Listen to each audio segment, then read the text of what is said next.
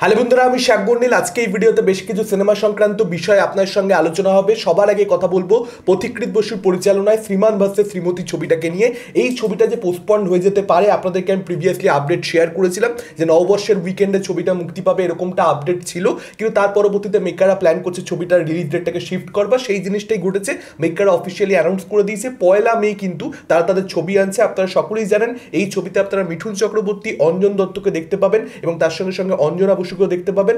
একটা পোস্টারও কিন্তু ড্রপ করেছে, পোস্টার রিসেন্ট হয়েছে, খুব বেশি কিছু সত্যি বলতে পোস্টারটাকে নিয়ে আমার আলোচনা করবার মনে হয়নি। কিন্তু এই পার্টিকুলার ছবিটাকে নিয়ে কিন্তু আমি ইন্টারেস্টেড, তার কারণ ভারতবর্ষের দীর্ঘতম বিচ্ছেদের মামলাকে কেন্দ্র করে এই পার্টিকুলার ছবিটা নির্মিত হচ্ছে এবং পথিকৃৎ বসুর শেষ কয়েকটা ছবি কিন্তু ম্যাক্সিমাম বাংলা সিনেমার যে স্ট্যান্ডার্ড হয় তার থেকে আমার ফার বেটার লেগেছে। সেটা দাবারু হোক কিংবা শাস্ত্রী হোক, অরিত্র ব্যানার্জি, অর্পণ গুপ্ত, তারাও এই টিমের মধ্যে যুক্ত রয়েছেন। তো আমি আশা করবো যে এই ছবিটা ভালোই হবে। আচ্ছা, এবারে কথা বলবো সিয়াম আহমেদের আপকামিং সিনেমা জঙ্গলির প্রথম গান নিয়ে। বন্ধু গো শোনো, প্রিন্স মাহমুদের কথা এবং সুর, গানটা গিয়েছেন ইমরান এবং কণা। এবং গানটা কিন্তু এক কথায় বলতে গেলে খুব সুন্দর একটা গান হয়েছে। তিনিয়ারি কথার পডকাস্টে, অরিত্রদা, রূপমদা এবং আমার পডকাস্টে আমরা সেখানে আলোচনা করছিলাম।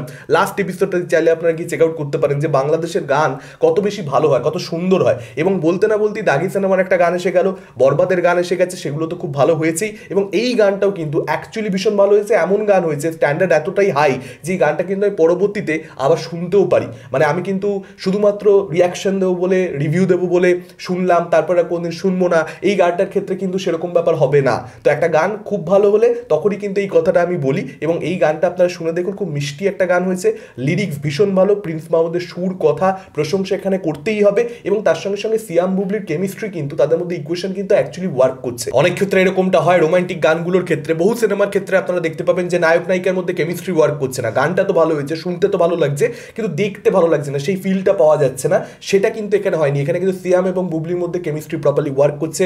লাভ মোমেন্টস তাদের মধ্যে সুন্দরভাবে ডিজাইন করা আছে, সেগুলো ডিসেন্ট। আমি এক্সট্রাঅর্ডিনারি কোন লাভ মোমেন্টস এখানে দেখতে পেয়েছি, খুব ইউনিক কিছু, ফ্রেশ কিছু, সেরকমটা বলবো না। যেরকমটা দেখতে পেয়ে থাকি সেরকমটাই এখানে দেখাচ্ছে। কিন্তু সিয়াম এবং বুবলি সেগুলোকে এক্সিকিউট করে দিয়েছে। এবং এখানে কিন্তু লোকেশনসও খুব ভালো, যেটা রোমান্টিক গানের ক্ষেত্রে ম্যাটার করে। ভালো ভালো লোকেশনে গিয়ে শ্যুট করলে ওই পোয়েট্রিটা অটোমেটিক্যালি চলে আসে, সেটা এই গানটার ক্ষেত্রে হয়েছে। এবার এটাই দেখবার মতন ব্যাপার হবে যে পরিচালক কিভাবে হ্যান্ডেল করেন। মানে এই যে তিনটে সম্পর্ক এখানে বিল্ড আপ দিতে হবে, সিয়াম আহমেদের ক্যারেক্টারের সঙ্গে বুবলির ক্যারেক্টারের, তার সঙ্গে সিয়াম আহমেদের ক্যারেক্টারের সঙ্গে দিঘির ক্যারেক্টার, একটা প্রেম থাকবে, সেখানে একটা হার্ট ব্রেক থাকবে, সেখানে কোথাও একটা অ্যাঙ্গার থাকবে, প্রচণ্ড পরিমাণে ক্ষুব্ধ থাকবে সিয়ামের ক্যারেক্টারটা দিঘির ক্যারেক্টারের উপরে। সেটা আমরা একদম অ্যানাউন্সমেন্ট টিজারে দেখতে পেয়ে গেছিলাম, প্রি টিজারে অ্যাকচুয়ালি দেখতে পেয়ে গেছিলাম। এবং তার সঙ্গে সঙ্গে সিয়ামের সঙ্গে একটা বাচ্চা মেয়ের সম্পর্ক এখানে ডেভেলপ করতে হবে। সেটাই সম্ভবত ছবিটার গল্পের মূল জায়গাটা হবে, আপাতত সেরকমটাই মনে হচ্ছে। টিজার দেখে আমরা পরিষ্কার সেটা বুঝতে পেরেছি। তো তিনটে সম্পর্ককে ডেভেলপ করতে হবে এবং এটা কোনো ড্রামা ছবি নয়, মাস্ক ছবি, অথচ সেখানে হিরোইজম থাকবে, অ্যাকশন সিকোয়েন্সেস থাকবে। এই সব কিছু একটা ছবির মধ্যে দেওয়া যদি সঠিকভাবে পরিচালক হ্যান্ডেল করতে পারেন এবং যদি অডিয়েন্সকে প্রেজেন্ট করতে পারেন, তাহলে কিন্তু এই ছবিটা পাবলিকের ভালো লাগতে চলেছে। এখানে খুব স্ট্রং একটা অ্যাটেম্প, খুব বোল্ড একটা অ্যাটেম্প ডিরেক্টরের দিক থেকে দেখতে পাওয়া যাচ্ছে।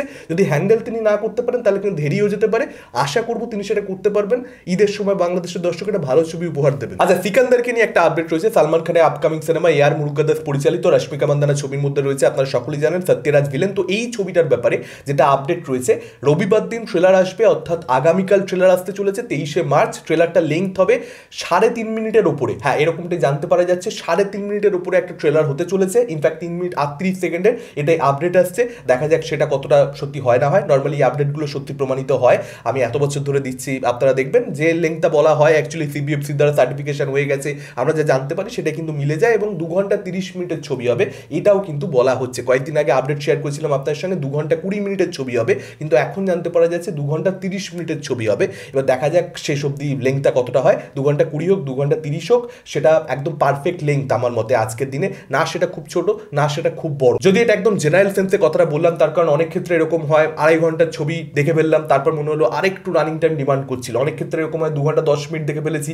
তারপর মনে হয় আরেকটু টাইট কম্প্যাক্ট ছবিটা হতে পারতো। 1 ঘন্টা 50 মিনিট, 1 ঘন্টা 55 মিনিট হলে 10-15 মিনিট ছেটে দিলে বেটার হতো। তো সাবজেক্ট না জেনে, ছবিটা না দেখে আসলে কমেন্ট করা যায় না। তবে জেনারেল সেন্সে এই রানিং টাইমটা একদম ঠিকঠাক আছে। এবারে কথা বলবো আফরান নিশোর দাগি ছবিটাকে নিয়ে, শিহাব শাহিন পরিচালিত, তমা মির্জা অভিনীত।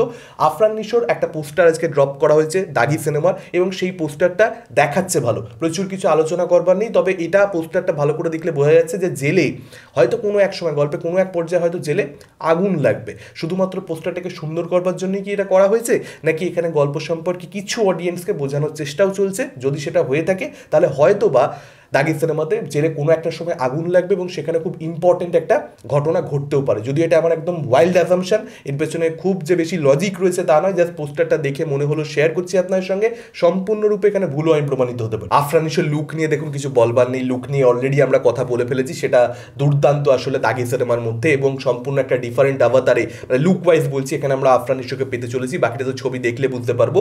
এবং আমার মনে হয় যে বেশি দিন কিন্তু এই ছবিগুলো মুক্তি পেতে আর বাকি নেই, ঈদের ছবিগুলো খুব কম টাইম পরে রয়েছে। পরপর এবারে বরবাদ, দাগি, তার সঙ্গে সঙ্গে জঙ্গলি, সিয়াম আহমেদের প্রত্যেকটা ছবির কিন্তু ট্রেলার এবার এসে যাওয়ার সময় হয়েছে। আর লেট করা আমার মনে হয় উচিত নয়, কারণ প্রত্যেকটা একই দিনে ড্রপ করা তো যাবে না। মেকাররা আশা করি আমি আলাদা আলাদা ডেট বেছে নেবে। একই দিনে যদি দুটো ছবি ট্রেলার চলে আসে তাহলে সেটা খুব একটা তো ভালো নয় অ্যাকচুয়ালি। এবার বেশি দিন বাকি নেই, মানে 7-8 দিন মতন বাকি রয়েছে, এবার এসে যাওয়া উচিত। আপনাদের কি মতামত এই বিষয়গুলোকে কেন্দ্র করে? আপনারা ডেফিনেটলি সেটা আমাদের কমেন্ট করে জানাতে পারেন। এই ভিডিওটা ভালো লাগলে লাইক করতে পারেন, শেয়ার করতে পারেন। আমাদের চ্যানেল নতুন হলে চ্যানেলটাকে অবশ্যই সাবস্ক্রাইব করতে পারেন। আজকের মতন টাটা, চোখ রাখুন পরবর্তী ভিডিওতে।